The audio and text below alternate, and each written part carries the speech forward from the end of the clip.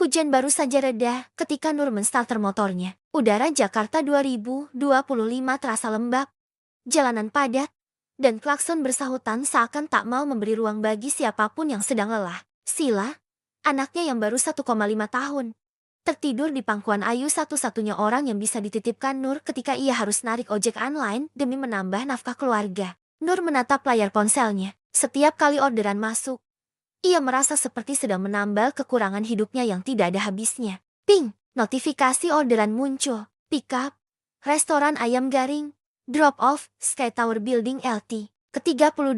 Nur mengernyit. Sky Tower Building, itu bukan gedung tempat Dimas, suaminya, bekerja. Mungkin bukan kantor dia, gumam Nur. Meski begitu, ada rasa cemas yang naik ke dada. Herannya, setiap kali sesuatu berhubungan dengan Dimas, batinnya seperti memberi alarm. Setelah menjemput makanan, Nur memacu motornya dengan cepat. Lapisan helm yang basah membuat pandangannya sedikit buram. Tapi ia tak peduli. Ia harus selesai sebelum jam 5 sore agar bisa pulang mengurus Sila. Sampai di lobi Sky Tower, Nur tertegun. Gedung itu menjulang tinggi, kaca-kaca besar memantulkan cahaya sore, dan para karyawan rapi berjas melintas dengan langkah terburu-buru. Mereka terlihat seperti orang-orang yang hidup tanpa memikirkan uang 10.000, tanpa bingung bayar susu anak, tanpa harus mencicil tagihan listrik.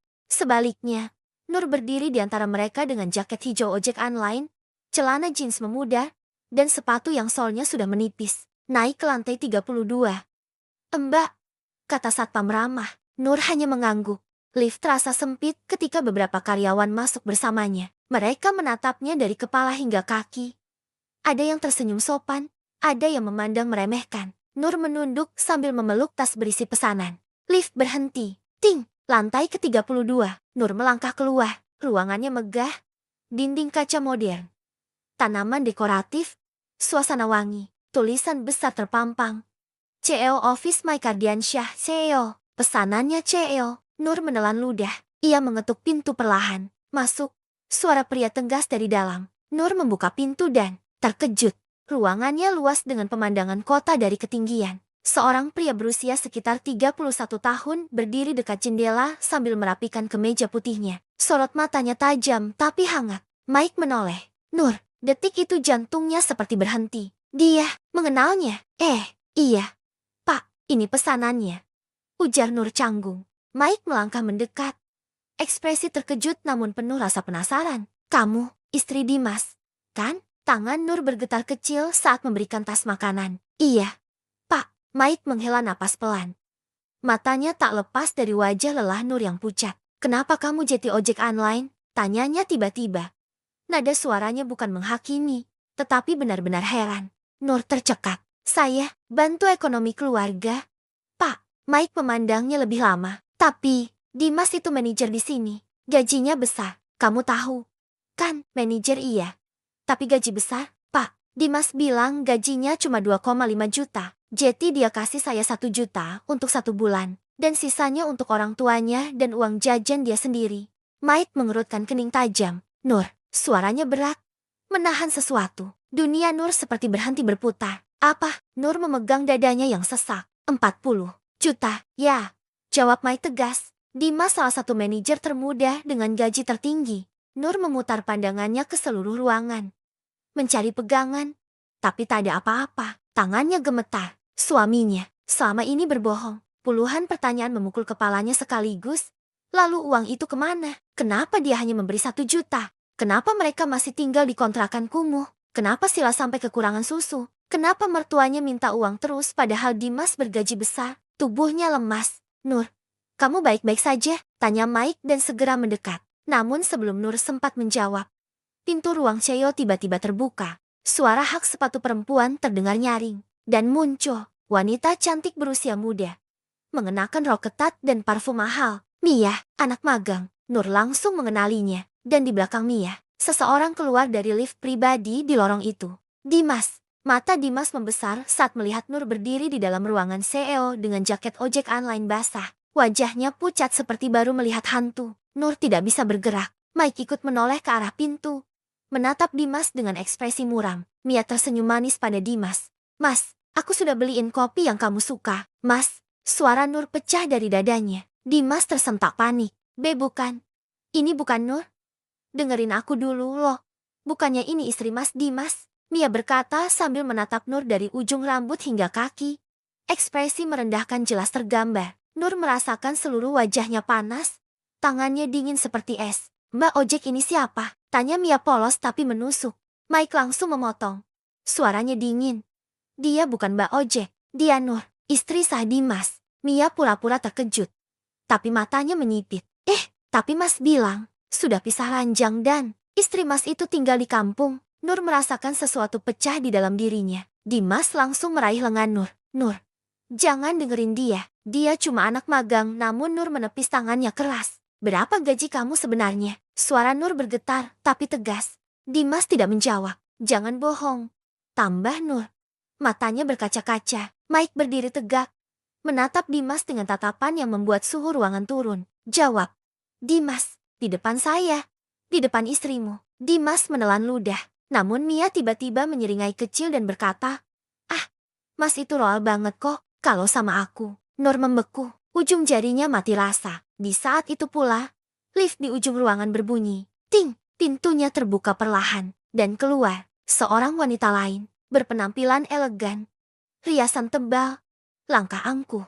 Angel, selingkuhan kedua Dimas. Aku cari kamu dari tadi. Dim, kenapa kamu matiin HP? Kita kan mau bahas soal uang bulanan aku. Angel berhenti. Matanya langsung mengarah ke Nur. Lalu ke Mia. Lalu ke Dimas. Senyum sinis muncul di bibirnya. Oh, istrinya datang juga rupanya. Ruangan itu seakan membeku.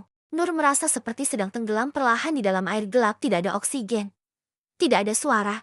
Hanya sakit yang melumpuhkan dada. Air mata yang ia tahan akhirnya jatuh. Dan Dimas tak bisa berkata apa-apa. Mike melangkah mendekat ke arah Nur.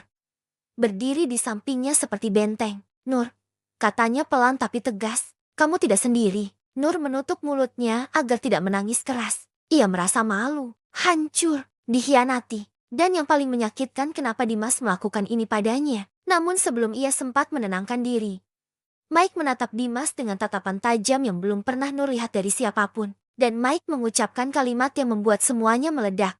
Mulai besok, Dimas, kita perlu bicara serius mengenai audit laporanmu. Ada hal-hal yang tidak wajar. Nur menoleh cepat. Audit? Tidak wajar. Dimas terlihat seperti orang yang baru saja kehilangan seluruh hidupnya. Angel tersenyum licik. Mia terpaku. Nur semakin bingung. Mike menatap Nur lagi. Lebih lembut. Nur, ada banyak yang harus kamu tahu. Adegan itu berhenti seperti film yang dipause tepat pada titik paling menyakitkan. Dan dalam hati Nur, satu kalimat menggema tanpa henti. Gaji 40 juta, tapi aku cuma diberi 1 juta. Dunia Nur runtuh.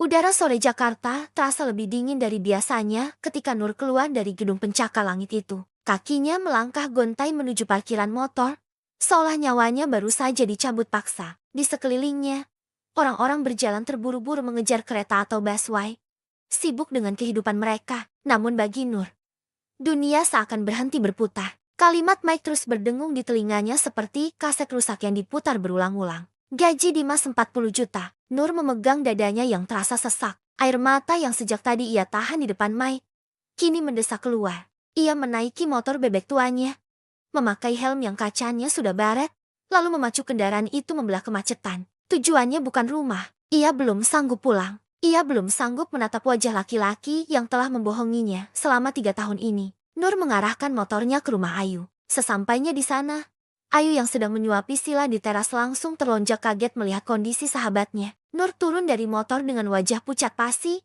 matanya bengkak, dan langkahnya sempoyongan. Astaga, Nur, kamu kenapa? Ayu setengah berlari menghampiri, meletakkan piring makan Sila di meja teras. Melihat wajah sahabatnya yang cemas dan Sila yang menatapnya polos dengan mulut belepotan bubur, pertahanan Nur runtuh seketika. Yu! Suaranya pecah. Nur memeluk Ayu erat-erat dan menangis sejadi-jadinya di bahu sahabatnya itu. Tangisan yang menyayat hati. Tangisan dari seorang istri yang merasa dunianya dikhianati. Sila yang melihat ibunya menangis ikut merengek minta digendong. Masuk, Nur. Masuk dulu. Tenang ya. Ayu membimbing Nur masuk ke ruang tamu, lalu mengambilkan segelas air putih. Nur memeluk Sila erat-erat, menciumi pipi anaknya yang bau minyak telon. Bau ini, bau yang selalu menguatkannya. Tapi hari ini justru membuatnya makin perih. Sila tidak tahu apa-apa. Sila tidak tahu ayahnya punya uang puluhan juta, tapi membiarkannya minum susu jatah yang diirit-irit. Minum dulu.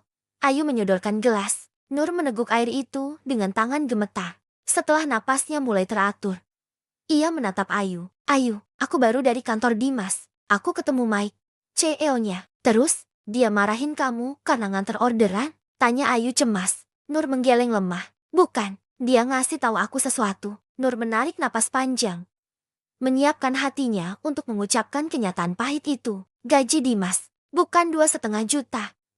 Terus berapa? 3 juta, 5 juta, 40 juta. Bisik Nur, hening. Ayu melongo. Mulutnya terbuka lebar. Kamu serius? 40 juta, sebulan? Nur mengangguk. Air matanya menetes lagi. Iya, dan dia cuma kasih aku 1 juta. Sisanya dia pakai buat foya-foya. Buat selingkuhannya yang namanya Mia dan Angel. Aku lihat buktinya. Aku lihat CCTV-nya. Ayu menggebrak meja tamu. Wajahnya merah padam karena marah. Kurang ajar. Suami macam apa itu? Gila ya. Nur, kamu di sini banting tulang ojek panas-panasan? Sila kadang telat imunisasi karena nunggu uang cair. Dia malah foya-foya sama pelakor. Aku bodoh banget ya. Selama ini aku percaya dia lagi berjuang. Isak Nur, kamu nggak bodoh. Kamu tulus. Dia yang jahat. Ayu meremas tangannya sendiri. Geram. Terus sekarang kamu mau apa? Kamu nggak boleh diam aja.